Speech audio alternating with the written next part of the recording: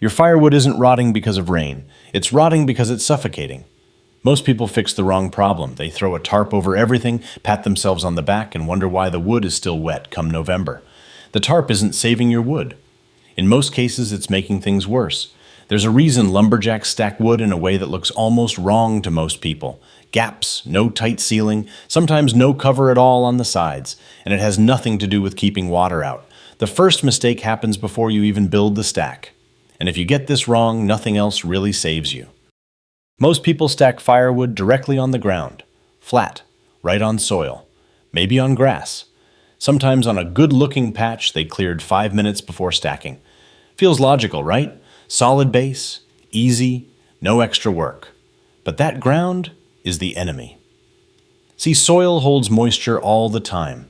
Even when it looks dry, even when it hasn't rained for days, it's still carrying dampness underneath. Think of it like a slow leak that never shuts off. And wood pulls moisture. That's what it does. So when your logs sit directly on the ground, they start soaking it up from below. Not fast, not dramatic. You won't notice it in a day or even a week. But over time, it ruins everything. The bottom layer stays damp. Then that moisture creeps upward. Before you know it, your whole stack is heavier, slower to burn, and full of that stubborn wet core that just won't cooperate. Lumberjacks never do this, not if they want usable firewood. They lift the wood, always. Doesn't need to be fancy. Old pallets work great. Scrap boards, even a couple of thick branches laid side by side will do the job. The goal is simple. Airflow underneath. Air is your best friend here. Moisture hates moving air. It can't settle. It can't cling. It gets carried away. Without airflow, your stack becomes a sponge. With airflow, it becomes a drying machine. I learned this the hard way. Stacked a pile straight on dirt thinking it'll be fine for a few months. Yeah, it was fine. Fine for growing mushrooms. If I wanted a salad instead of a fire, I would have been set. And here's the kicker. You don't need much. Even a small gap makes a huge difference. Just a few inches off the ground is enough to break that constant moisture contact. No need for perfection. Just don't let your wood sit directly on soil like it's sunbathing. But lifting the wood is only step one, because even if you fix that, there's another mistake sitting right on top of your stack that ruins everything, and most people do it thinking they're protecting their wood. Covering firewood completely. This one surprises people. You'd think covering your stack from rain is the smart move. Keep it dry, keep it safe. Seems like common sense. So folks grab a tarp and wrap the whole pile. Top, sides, sometimes even tucked tight at the bottom like they're sealing leftovers. Nice and snug, looks like it's ready for a storm. And it is. Ready to trap moisture like a sauna. Here's the problem. When you seal the sides, you kill airflow. And airflow is the one thing your firewood needs more than anything else. Rain might stay out, sure, but moisture inside the wood is still there. Moisture from the ground is still there. Even moisture from the air itself gets trapped inside that little plastic tent. And once it's trapped, it doesn't leave. Warm days, cool nights, that moisture starts cycling inside. Condensation builds up. Then it settles right back into your wood, over and over again. You didn't protect your firewood. You gave it its own private humidity spa. Lumberjacks do the opposite. They cover only the top. That's it. A simple cover to block direct rain and snow, but the sides stay open, always, because wind needs to move through the stack. It needs to carry moisture away constantly. Think of it like a roof, not a blanket. The roof keeps the worst of the weather off. The open sides let the wood breathe. I've seen stacks wrapped so tight they could survive a hurricane without a single drop getting in. But the wood inside wouldn't light even if you begged it nicely. And the funny part is, people get proud of those setups. Look how protected it is. Yeah, protected from ever drying. It's like putting a wet towel in a plastic bag and wondering why it still smells 2 weeks later. Leave the sides open. Let the wind do its job. It's free labor. Doesn't complain. Works all day. But here's where it gets interesting. Even if you lift your stack and cover it the right way, you can still mess things up with one small detail most people completely overlook. And it has nothing to do with rain. Stacking too tight. This one sneaks up on people because it feels like you're doing everything right. You want a clean, neat pile, straight lines, tight rows, everything packed together like you're building a brick wall that could survive a strong wind and a stubborn neighbor. It looks good, feels organized, makes you stand back and think, now that's a proper stack. But here's the problem. It kills airflow. When logs are pressed tightly against each other, air can't move between them. It just hits the surface and stops. And without moving air, Moisture stays trapped right where you don't want it, inside the wood, between the logs, sitting there like it rented the place. Lumberjacks don't stack like that. They leave small gaps, not sloppy, not random, just enough space for air to pass through. You don't need big openings. Yeah, you're not building a fence, just a little breathing room so wind can snake its way through the pile. Because that airflow is what pulls moisture out of the wood over time. Think of it like this. Your wood needs to breathe. If it can't, it sweats. And sweating wood doesn't burn well. It smokes, hisses, and makes you question your life choices in front of the stove. I used to stack like I was preparing for a firewood beauty contest. Tight, clean, perfectly aligned. Then winter came, and I had a very impressive looking pile of logs that refused to burn properly. That was a humbling experience. Now I leave those little gaps. The stack doesn't look as perfect, but it works. And at the end of the day, heat matters more than appearance. And here's something most people don't realize. The way you stack affects how fast your wood dries. Same logs, same weather, same amount of time. Change the spacing and you get completely different results. One stack dries nicely. The other stays stubborn and damp like it's holding a grudge. But even with perfect spacing, there's another mistake that slows drying down even more. And the strange part is, it starts before you even touch the stack. Cutting wood too late. This one doesn't look like a mistake at first. You cut your wood, stack it, and expect it to be ready when you need it. Makes sense, right?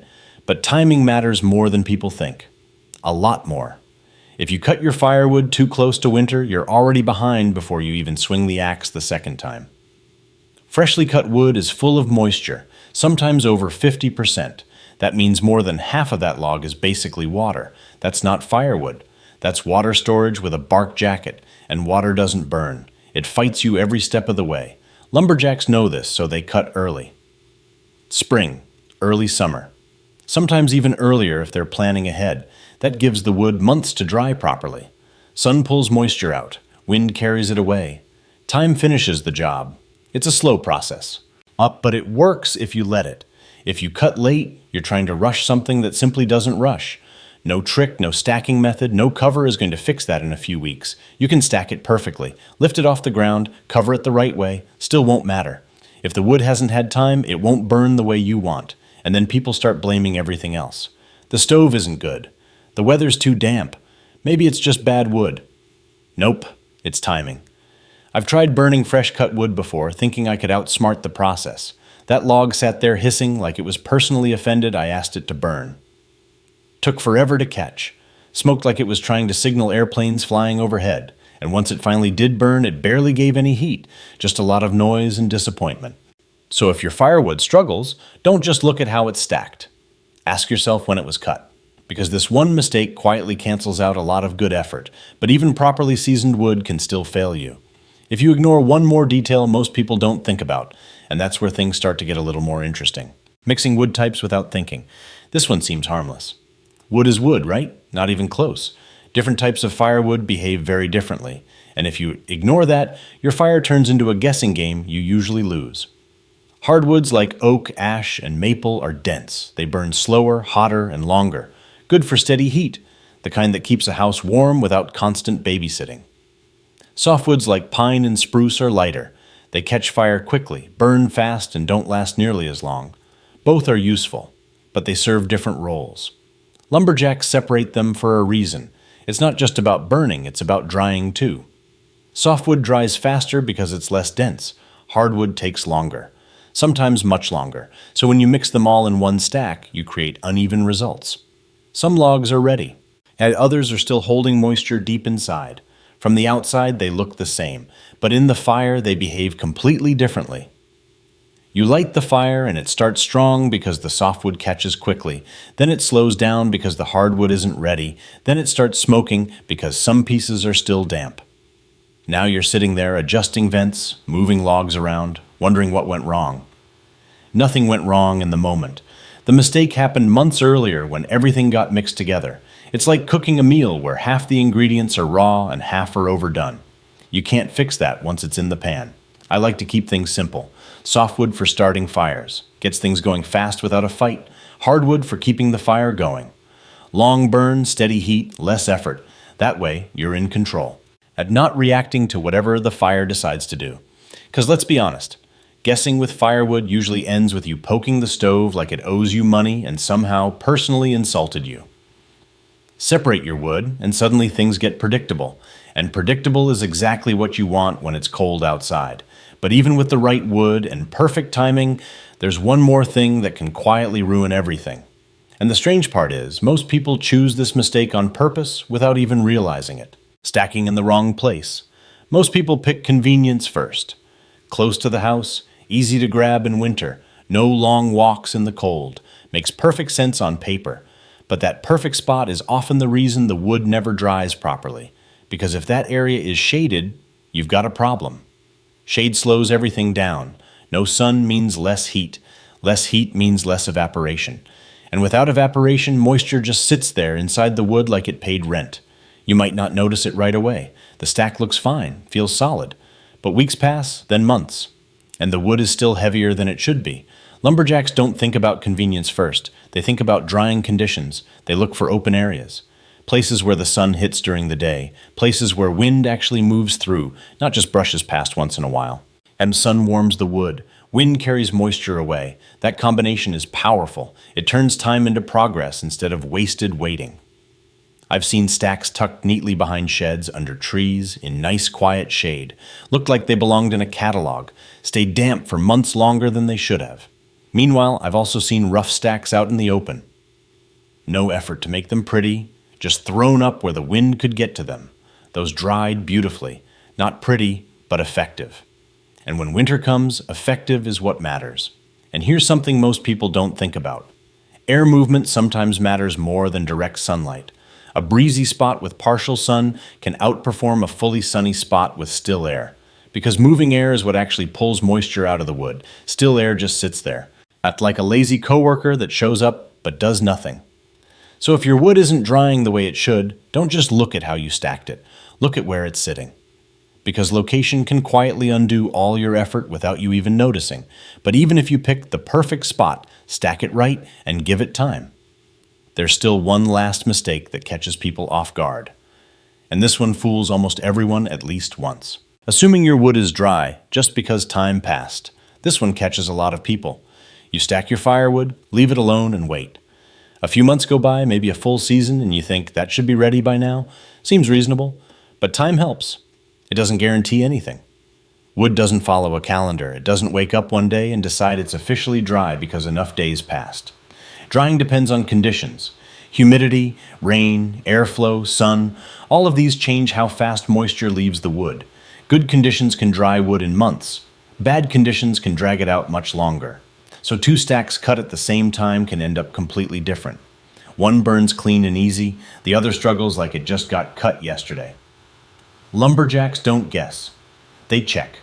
Pick up a log, feel the weight. Dry wood feels lighter than you expect, almost surprising the first time you notice it. Wet wood feels heavy, dense, like it's holding on to something. Then there's the sound test. Knock two pieces together and listen. Dry wood makes a sharp, clean sound, almost hollow. It has a crisp tone to it. Wet wood sounds dull, flat, like you're knocking on something tired. Simple tricks. No tools needed. But they tell you more than any guess ever will. I once trusted a stack that should have been ready. It had been sitting long enough, looked good, felt right at first glance. Yeah, it wasn't. Spent half the evening trying to get that fire going. Adjusting, rearranging, opening vents like I was negotiating with it. At some point, I'm pretty sure the wood was judging me, so don't rely on time alone. Check your wood. Because nothing's worse than a cold night and a fire that refuses to cooperate. And this is where everything comes together. It's usually not one big mistake ruining your firewood. It's a bunch of small ones stacking up, quietly. Fix those, and everything changes. So here's the real takeaway. Firewood isn't complicated, but it's not forgiving either. Lift it off the ground, let it breathe, cover only the top, stack it with space, cut it early, separate your wood types, pick a good location, and don't trust time. Check the wood. Do that and your firewood stops being a problem and starts doing its job. Burning clean, hot, easy. If you heat your home with wood, this kind of knowledge saves you time, money, and a lot of frustration. Subscribe if you want more simple, practical tricks like this.